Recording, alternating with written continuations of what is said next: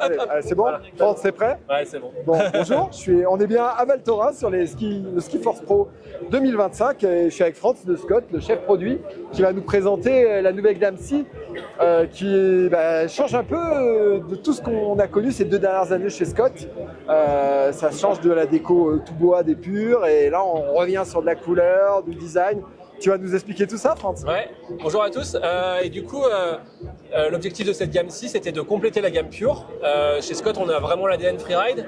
Donc, notre cœur de gamme et notre savoir-faire, c'est le freeride. On pensait que, voilà, en complément de ce gamme pure, qui est une gamme freeride directionnelle, très inspirée par Jeremy Heights, avec du ski dans les grandes phases, pentraide, on voulait complémenter ça avec une gamme de ski freeride un peu plus joueur, un peu plus accessible.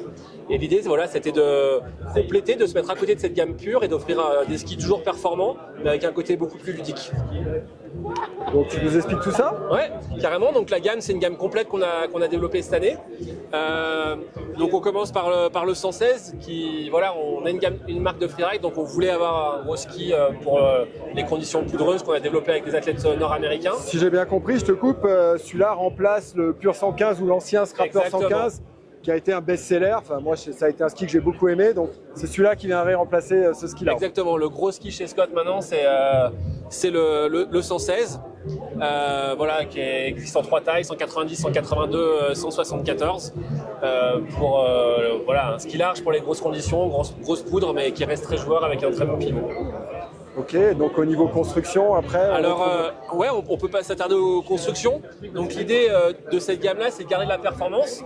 Donc on est champ toute longueur, noyau peuplier, et un certitanal plus que sous le pied, qui vient sur une grande partie du ski en partie centrale pour avoir cette performance et ce grip sur neige dure. Et le côté joueur a été travaillé du fait de la forme du ski, le shape.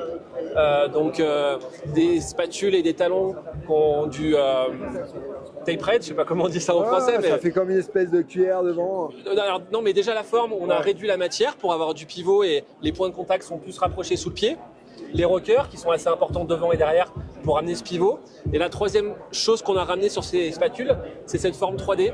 On appelle ça la Spin Tech. Alors c'est vrai que j'ai regardé tout à l'heure, ça me fait, nous on vend du snowboard aussi et ça m'a fait penser au triple base de Battalion. Ouais. C'est ça qui est rigolo. Chez Scott, on a pas mal travaillé les spatules. Je sais pas si tu te rappelles à l'époque, on avait les spatules croisades et tout ça. Voilà, on avait les Venturi, ouais, donc exactement. Et donc c'était l'opposé. On cherchait la stabilité dans la poudreuse avec cet effet Venturi. Là, on est venu chercher complètement l'opposé. Donc pendant le développement, on appelait ça le reverse Venturi, parce que là, on a cherché à apporter du pivot et de la maniabilité. Les athlètes, ils aiment bien le côté un peu butter. On sait que nos athlètes, on laisse toujours l'écart en spatule, et le fait de relever ces spatules sur le côté, tu vas voilà, exactement. Et en même temps, quand tu viens sur la courbe, tu vas retrouver toute ta longueur de quart, parce que quand tu es sur la quart, et voilà, tu viens toucher beaucoup plus haut. Petite question, le 115, il m'est arrivé de le monter free rando. Ouais. Parce qu'on était sur un ski relativement léger quand même. En poids, on est à peu près comme l'ancien 115 Pure Scrapper ou on est un peu plus lourd? C'est une bonne question, mais je crois qu'on est un tout petit peu plus lourd parce qu'on n'a pas le même noyau dedans. On était en Polovnia, là, on est sur un noyau peuplier. Voilà, le côté light, c'est plutôt le côté pure. Pour rester sur le pur, voilà, sur un Jeremy Heights 109 par exemple, exactement, dans ce cadre-là. Ouais. C'était une question intéressante. Ouais, tout à fait. On regarde le 4, non, c'est le 108. Le 108, ouais, qui est vraiment, excuse-moi, hop, on est sur le 108, donc c'est vraiment, pour nous, le freeride européen, on est plutôt sur ce marché-là. Donc 108 sous le patin, on a utilisé les mêmes technologies que sur le 116. Sur les 3 modèles, on a construit des skis exactement pareils. Donc noyau peuplier, renfort titanal, champ toute longueur, rocker spatule talon et notre Spin Tech spatule talon. Ce ski-là, on sent pas la largeur, c'est vraiment la petite magie quand on construit des skis. On cherche pas mal de choses, on a des objectifs et puis des fois la recette, tout s'aligne. Donc vraiment un ski à conseiller et pas avoir peur de monter sur une largeur comme ça parce que le pivot il est incroyable, on sent pas la largeur et en même temps ça tient bien sous le pied, il y a un rayon de... Est-ce que ça vient du coup de cette forme, ce pivot ou c'est la magie de tout le shape quoi? Ça fait quelques années qu'on fait des skis, moi je trouve que c'est un peu la magie de tout. D'accord. Mais forcément, ça a un rôle et ça justifie en fait cette technologie. Souvent, il y a différentes technologies qui sont plus ou moins crédibles. Et là, sur ce ski-là, on sent vraiment le pivot. Et en même temps, dès qu'on vient sur la carte, ça dégage de la confiance. On n'a pas parlé des rayons. On est toujours sur des triples rayons ou on est sur un seul rayon? On est plutôt sur un seul rayon là, même si les transitions pour gagner ce forme spatule qui est un peu différente qu'on avait sur les Pure. On avait des spatules très rondes. Là, c'est plus marqué. Donc, on ne parle pas de triple rayon parce que la transition est beaucoup plus courte et ça n'a pas de sens. Donc, on est plutôt sur un rayon unique. Ok, super. Le 98? Le 98 qui s'adresse... excusez-moi encore. Excusez-nous, juste... Sur le 98, donc là on a un ski proche de 100 sous le patin, donc qui s'adresse à un plus grand monde. Par rapport au 108, on a un rayon encore un petit peu plus court, parce qu'il a un usage aussi plus sur la piste. Tu as une indication sur le rayon là peut-être? Ouais, donc là on est à 17 mètres en taille 180. Ah ouais, sur un 180, 17, ouais, c'est sympa. Ouais. Sur un ski comme ça, ouais, c'est relativement court. Voilà. Et pareil, ce rocker spatule talon qui rend le ski très joueur. Vraiment les trois, ils ont vraiment un esprit de famille, c'est ce qu'on voulait. Voilà, un ski qui ne doit pas faire peur à 98, il y a beaucoup de gens qui peuvent skier ça, même si nous on pense que le 106 aussi, le 108 pardon, beaucoup de gens peuvent le skier. Je vais faire une petite aparté, c'est vrai que le 108 et le 98, on en a déjà reçu au magasin en pré-introduction.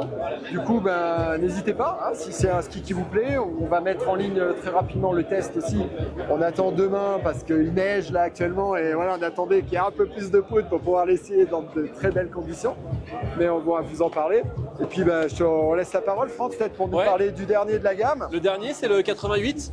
Donc là, forcément, un usage un petit peu moins freeride, mais on sait que voilà, il y a des gens qui veulent leur première paire de ski un peu freeride avec un peu cet état d'esprit-là. 88 sous le pied, pareil, un rayon assez court. Là, sur le 176, on est à 16 mètres. Champ toute longueur, titanal sous le pied. On n'a pas la technologie sur la spatule, on a des spatules construction classique. Ouais, celui-là n'a pas le... Ouais, exactement. Comment tu appelles déjà la Spintech. Spintech, ouais. Là, c'est une construction classique pour chercher. Il est bien fun, ça va être un ski, je trouve, noir comme ça. C'est les couleurs Scott, hein, quelque part, noir jaune. Mais on retrouve un ski, je trouve, assez sympa, assez jeune. Exactement. Et je crois qu'il y a celui-là par rapport au reste de la gamme qui reste un peu plus cher. Au niveau du c'est quoi, un peu pied aussi? 4,99. Ouais, 4,99, je le savais, j'allais le dire. Ouais, tu peux me parler des questions sur les skis et les prix. Et justement, la question, c'est pourquoi il est moins cher? Ah il n'y a pas la technologie, c'est la moins grosse largeur. La technologie en spatule. Ouais. Et le noyau, c'est quoi en bois? Ouais, noyau peuplier, fibre de verre, un petit insert titanal. Mais c'est un ski beaucoup plus étroit, qui descend en beaucoup plus petite taille. Plus souple? Ouais, plus souple.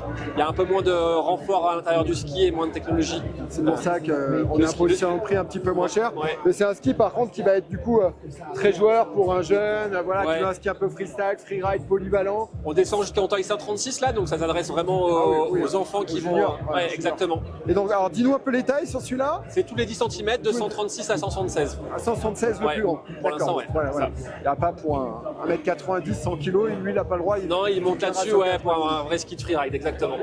Voilà, écoute France, je pense que c'était bien. Je réfléchis, mais je crois que tu nous as tout dit, il n'y a pas grand-chose d'autre à dire. La gamme Pure reste toujours au catalogue en complément. Exactement. Voilà. Et puis je trouve que nous on les trouve très très beaux, on trouve très réussis cette gamme. On a pas mal de bons retours. Aura un succès commercial, on verra. Ouais. Et puis n'hésitez pas du coup à nous poser des questions, à nous appeler si vous voulez plus d'infos. On remercie Franck, toute l'équipe Scott. Et puis on va aller manger les gaufres et finir l'apéro. Merci. À bientôt.